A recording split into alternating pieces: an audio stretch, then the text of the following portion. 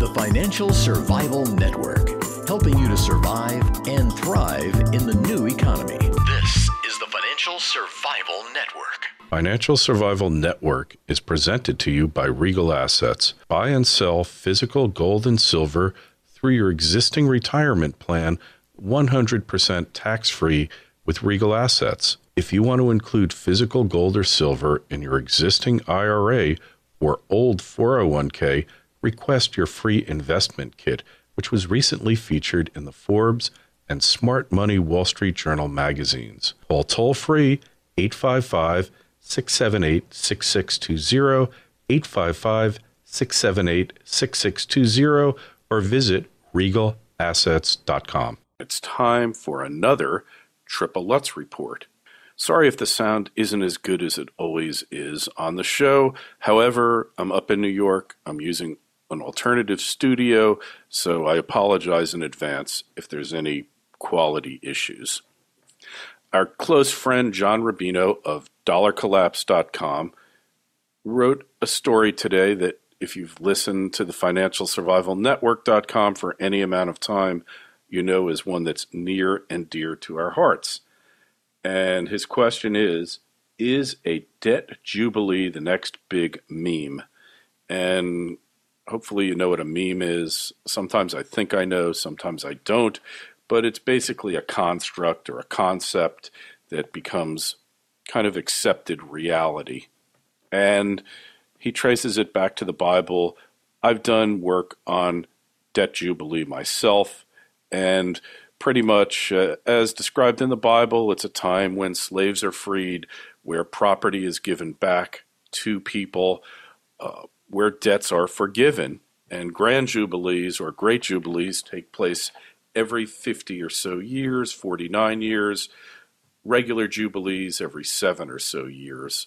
And one could argue, without getting into biblical history or biblical scholarship, neither of which is an area where I'm particularly knowledgeable or have expertise, but there are those who argue that going into too much debt is human nature, getting into hock up to your eyeballs. It's been going on for thousands of years, and we see it in the Bible. There are others who believe that in the Quran, in their book, that the prohibition against interest is an acknowledgement of human nature, that as long as humans can borrow money at somewhat favorable terms, they will tend to overborrow, get themselves into a financial jam, and thereby cause themselves to become insolvent.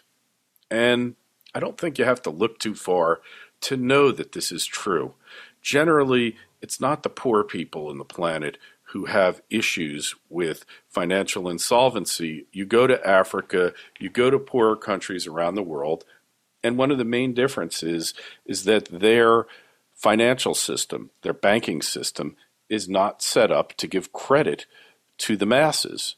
Whereas in the so-called developed countries, we've got credit on demand. You sign your name and you get credit. If your score is high enough, you'll get it at favorable rates. And there's a formula worked out to extend credit to individuals. And banks are always on the lookout for new ways and more creative ways to lose money.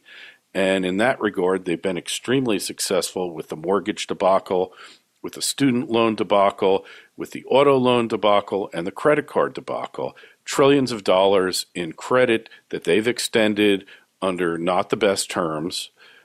Oftentimes, they didn't charge enough to the borrowers because of competition, because of lax lending standards, because the desire to jack up their profits and thereby jack up their bonuses made them ignore fundamental credit questions such as, can this person ever pay the loan back?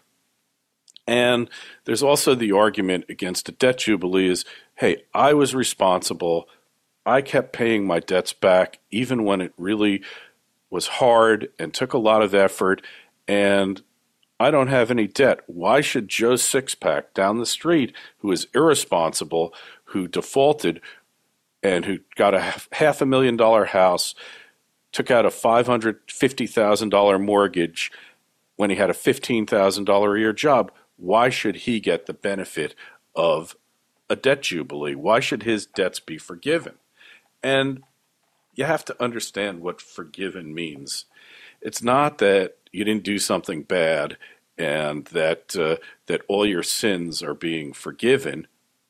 What a debt jubilee is an acknowledgement that the majority of debtors in a society, including the federal government, Uncle Sam, California, New York, Illinois, go down the list, have accrued debts that are beyond their ability to pay back and getting more and more difficult by the day to service. And the reason these debts were extended, the reasons the loans were made, were often bad policy decisions implemented by the government and carried out by the financial system.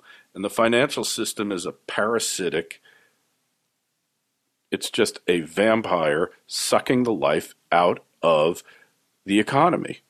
Now, a debt jubilee is not going to create instant prosperity. It can't happen. And there are going to be winners in the debt jubilee and losers. The winners are going to be those who took out the largest debts and get them forgiven, and they wind up owning their home or property as a result of it. And the losers are going to be the people who were the savers. But how is that any different than now, where the currency is being hyperinflated and the savers, the people who aren't in debt, are getting killed, getting screwed over, and the people who've taken out the debts are seeing their debts inflated out of existence? Either way, there will be winners and losers. One thing is that depending upon the amount of the forgiveness of the indebtedness will depend upon the amount of cash in the bank at the cutoff date where the debt will be forgiven. And therefore, if you have an Apple that owes $20 billion and they have $50 billion in cash in the bank, you don't forgive that debt. They have the ability to pay it off. Right? It's important to understand what the effects will be here. And the effects, obviously, your debt is a bank's or a financial institution's asset. But these banks, zombie banks, they're out of business, they're insolvent, they're just a branch office for the federal government. How can you argue that Bank of America or JP Morgan or Wells Fargo are actually freestanding private enterprises? They're not. They carry out government policy. So therefore, the government has already taken these losses. Let's close down the too big to fails. Let's get rid of all this debt. And don't forget that the BOAs, the Citibanks, the Citigroups, the Wells Fargos, you name them, the zombie banks, are also humongous creditors. So in addition to losing their assets, they would also be losing their credit. And like I said, we're not talking a full debt jubilee here. We don't have to do that, but maybe it's 80%, maybe it's 75%. I don't know what the exact number needs to be. I do know that the system needs to be reset, and there's a few ways of going about it. A mass default event is basically no different than a jubilee, except that rather than confront the problem head on and try to address it, instead we wait for everybody to go bankrupt. And the other alternative of inflating the currency to the point where it becomes worth less and worth less and worth less to the point where it's totally worth less is not going to solve the situation, and instead will bring about mass social disorder and civil unrest. So far better to confront the problem head on, to understand that we need to take these steps, that the debt needs to be reduced, the system needs to be rebooted, and to eliminate the Federal Reserve and all of the enabling institutions and factors that are there trying to get people to take on more debt than they can afford. There's nothing new about this. It's a post-World War II phenomena where people wanted to live better and consume more than their incomes allowed them to. Well, now the piper has to be paid. People can no longer go ahead and live that type of lifestyle because it's destroying the world economy. Not just the United States, it's Europe, it's China, it's Russia, it's every planet, it's every country on the globe. And until we address this in a mature, grown-up fashion and acknowledge that not only can the debt not be paid, but it cannot be serviced as well, until this happens, we're not going to see the economy improve. All right? Allowing the too bigs to fail on their own with no attempt to control the fallout will be catastrophic and will cause the entire planet to suffer. And I know there are those of you who believe, let the market settle this, don't let the government get involved. But unfortunately, we need some intervention here. And a competing currency, allowing competing currencies to exist is probably as much as the government really can do in this situation in terms of free market solutions. But somebody's got to clean the mess up. Allowing the mess to implode and take down the entire financial system with it, while might be good in the long run, will cause a short-term living hell. Like I said before, every day that this system goes on, you should be grateful. You should be saying a prayer. I do. A prayer of thanks, because as unfair and as awful as the current system is, people are still eating. The world's population, for the most part, certainly in the developed countries and in many of the developing countries, is being fed. Somehow the market has worked to the point that it has. So to see the system collapse is not going to be a positive event in your life or in mine.